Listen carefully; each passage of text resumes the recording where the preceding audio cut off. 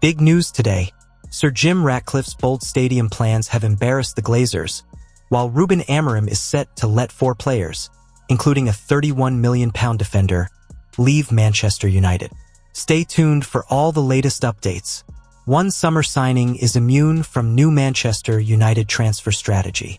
Omar Barada has laid out how Man United intend to sign players for Ruben Amorim's tactical demands, and it should future-proof the club.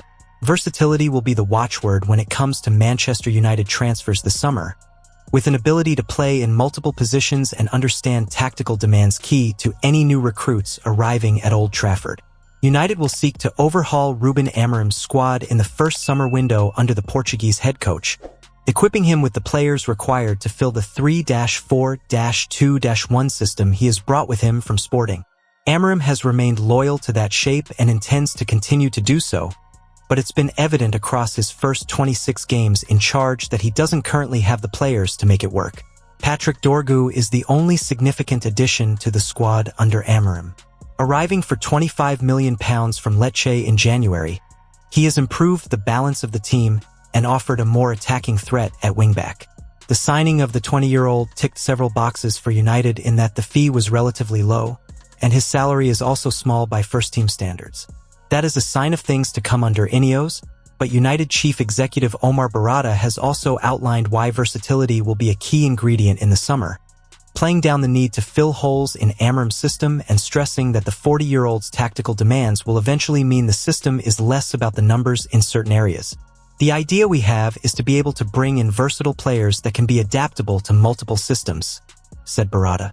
And ultimately, Ruben himself has said it's not about the 3-4-3 tactical formation.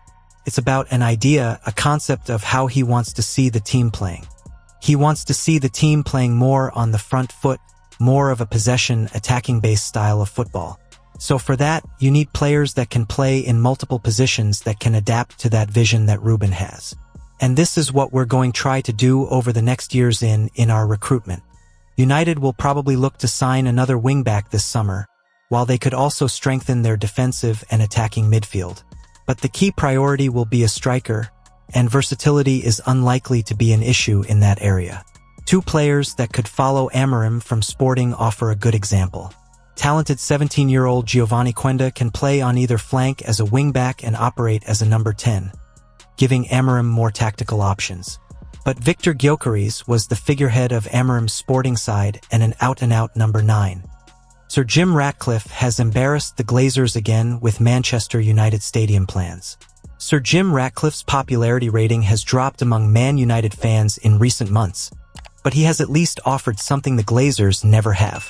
Next month will mark the 4th anniversary of the birth and collapse of the European Super League. Manchester United were one of 6 Premier League clubs that signed up to become founding members of the Breakaway League, before fan pressure forced them into an embarrassing climb down. They, alongside Arsenal, Chelsea, Liverpool, Manchester City and Tottenham Hotspur, quickly pulled the plug. Joel Glazer stepped forward the following day and issued an apology, admitting he and the rest of United's owners got it wrong. He also acknowledged that the supporters deserved better, vowing to deliver a better level of communication. Manchester United has a rich heritage and we recognize our responsibility to live up to its great traditions and values, he said. The pandemic has thrown up so many unique challenges and we are proud of the way Manchester United and its fans from Manchester and around the world have reacted to the enormous pressures during this period. We also realize that we need to better communicate with you, our fans, because you will always be at the heart of the club.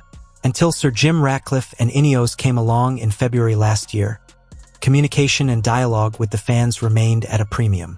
Supporters were kept in the dark throughout the farcical takeover saga that unfolded between November 2022 and December 2023. Avram Glazer had the chance to issue an update on the situation in the Wembley mixed zone after United lost 2-1 to City in the FA Cup final in May 2023, but he chose to ignore a reporter's question on the subject, walking straight past. More than a year's worth of silence understandably ruffled feathers and only increased the levels of anger among the fan base towards the Glazer family. Sunday's protest ahead of the 1-1 draw with Arsenal confirmed that levels of frustration remain just as high. Ratcliffe's first year as co-owner has been far from smooth. He has been subjected to abuse and criticism, both online and from the terraces. Countless decisions have been unpopular and costly, not least the one that saw Erik Ten Hag enter a third term as manager, only for him to be sacked before Halloween. Ratcliffe acknowledged errors had been made during the interviews he conducted on Monday. In truth, it was impossible for him to escape them. But to his credit, he has fronted up and been open and transparent. Not every word he told Gary Neville, for example, was likely to have earned approval from United fans, but a lot of what he said made sense and was measured. He made it crystal clear that he and the likes of Omar Barada and Jason Wilcox are attempting to put the club back on track. But he also acknowledged that time will be key. Omar Barada comments give Man City an important North Stand reminder. On Monday, Manchester United boss Sir Jim Ratcliffe was warning about how close the club was to going bust. On Tuesday, he was unveiling a plan for a brand-spanking new stadium that will cost £2 billion.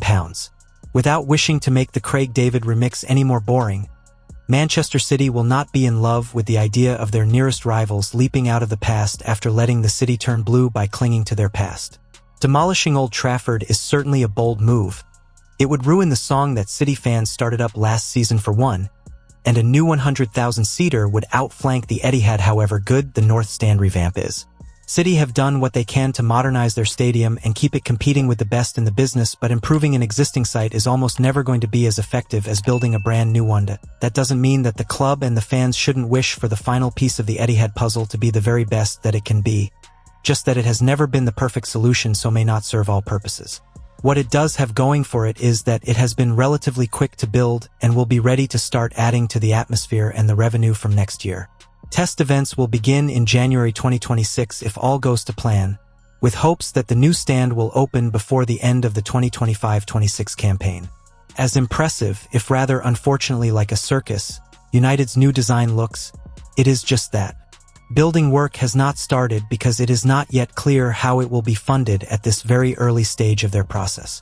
United CEO and City's former COO, Omar Barada, acknowledged to reporters that investing in the stadium could make United less competitive by limiting their spending on the playing squad in a way that Arsenal and Tottenham have been hindered moving to new sites. That is a risk, he admitted. Clearly, it's something we want to avoid. We don't want to inhibit our ability to invest in the team, for us to continue being competitive while we are building a new stadium. There are various ways around that.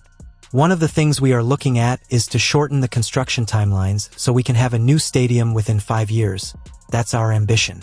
As United dream about a new start in 5 years' time, City can think about pressing home their advantage before then. Blues have never taken their success for granted, and every year they finish above United. This season will be the 12th in a row will be celebrated. However imperfect or not the North Stand ends up, it will be able to add to City's competitiveness at home from next year. Whatever happens to United's risk, City's expansion is a certainty. New Man United Stadium verdict as spectacular Ineos master plan gets glowing review. Manchester United announced plans to build a new 100,000-seater stadium on Tuesday, with Sir Jim Ratcliffe saying it's the start of an incredibly exciting journey.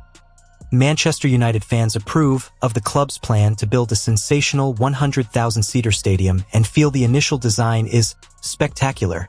United have revealed an ambitious proposal to build a state-of-the-art stadium that co-owner Sir Jim Ratcliffe said could be built within 5 years. Conceptual images and scaled models designed by the architect Lord Norman Foster were unveiled on Tuesday at Foster Plus Partners headquarters in London. Club figures estimate the cost of a new stadium to be in the region of £2 billion.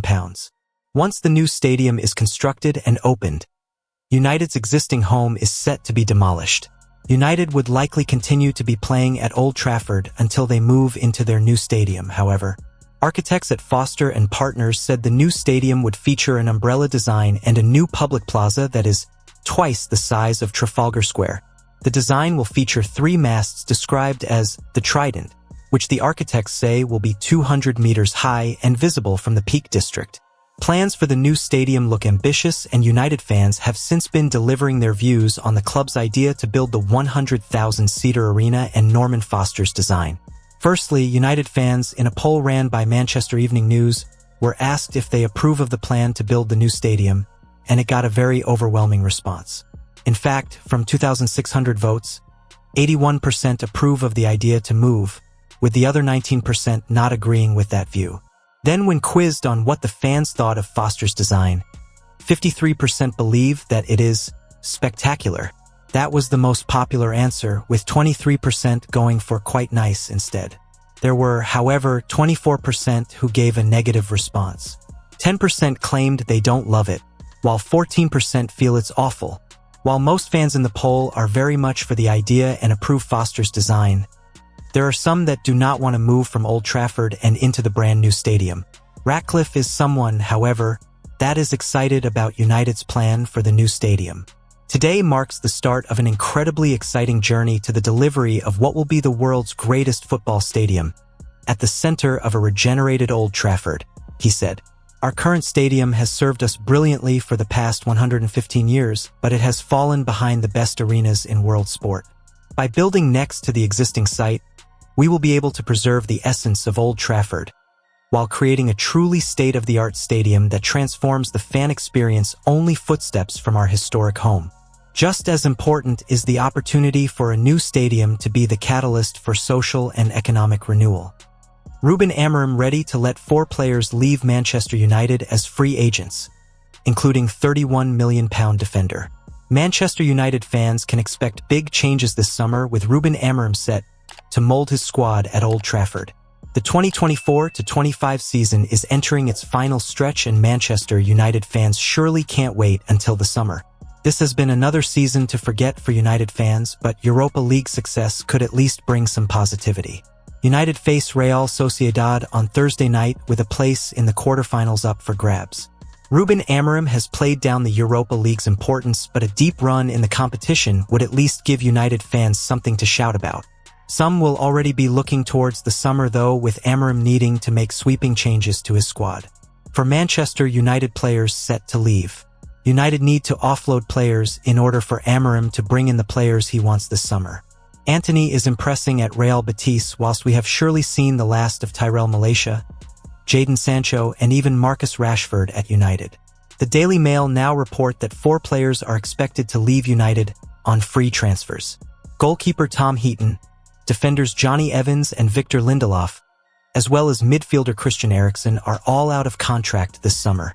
It's stated that all 4 players will be leaving the club, with United seemingly holding no interest in extending their deals. That may not come as a huge surprise to United fans, but it sounds like the planning for the summer has already started. Victor Lindelof and Christian Eriksen bound to attract interest. Rangers considered signing Evans in January, whilst 38-year-old Heaton may still attract some interest as a backup goalkeeper. Lindelof and Eriksen are bound to attract major interest though, with both players possessing great experience while still having enough in the tank to make an impact at a decent level. Reports suggest that Benfica want to re-sign Lindelof on a free transfer this summer. United signed Lindelof from Benfica for around £31 million in 2017, but he could now return to Portugal for nothing. Eriksen was targeted by Fernandes earlier this season, and clubs around Europe are no doubt paying attention to his contract situation. All 4 players mentioned here are in their 30s, and with United looking to focus more on younger players, these departures certainly make sense for the summer. Omar Barada picks out his favorite part of Man Utd's brand new stadium. Unlike anything that's ever been done, Manchester United are heading towards the end of a disappointing season, but there is some real buzz around the club's proposed new stadium. Ruben Amorim is busy focusing on Thursday night as Manchester United take on Real Sociedad in the Europa League. Sir Jim Ratcliffe's focus is elsewhere though, with United announcing plans for a new stadium on Tuesday.